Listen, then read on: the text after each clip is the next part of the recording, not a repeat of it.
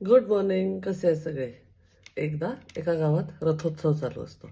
तर रथोत्सव म्हणजे असे छोट्या छोट्या गावांमधनं देवांना रथांमध्ये बसवून आणतात कुठल्या तरी एका ठिकाणी. तर एका गावातनं जे जात असतात देव, त्या रथाचं चाक तुटतं. चाक तुटतं, त्यांना दुसरी काहीच सोय सापडत नाही, दुसरा काही रथ सापडत नाही, कुठली काही अशी गाडी सापडत नाही. आणि न्यायचं तर असतं देवांना फटाफटा. तेवढं त्यांना एक गाढव दिसतं.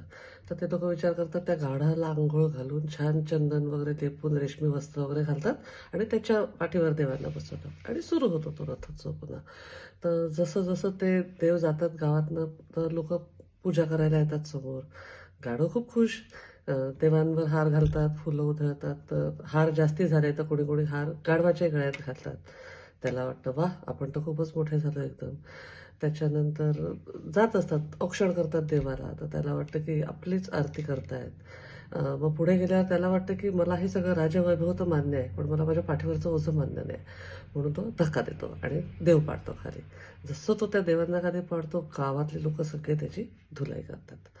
कसं असतं, जर का आपण आपल्यात अहंकार आला, जे काय आपलं होत आहे त्या सगळ्याला आपणच, सगळे आपल्याचमुळे सगळं होत आहे, हा अहंकार जेव्हा येतो ना आपल्यात, तेव्हा आपली पण अवस्था गाढवासारखीच होते.